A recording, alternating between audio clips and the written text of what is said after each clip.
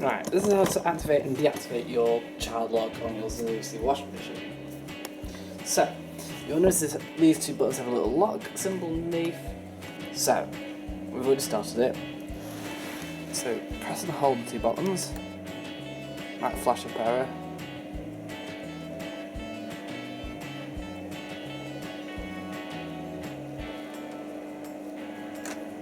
Right, if it flashes up error, do it again.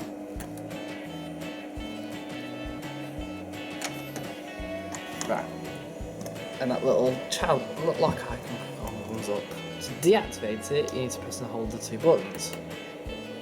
And it was flashed briefly. And if it does that, you've done it wrong.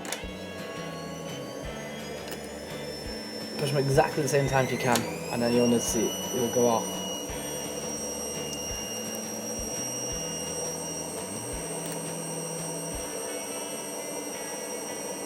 Activate.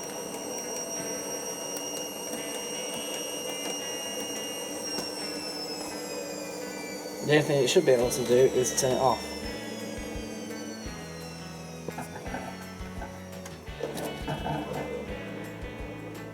So back on anywhere and it will resume the cycle.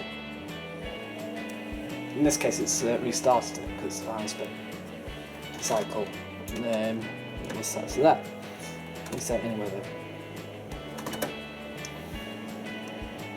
There's one lock, press hold again, and then you should be able to activate your buttons. They'll come with error, you can't change them. Start, stop. In this case, during the actual cycle, you will be able to change that rinse, hold, quick wash, whatever. Right, and then you can do whatever. So in this case, we'll just turn it off and reset it. There we go, it's reset. Right, thanks for watching, guys.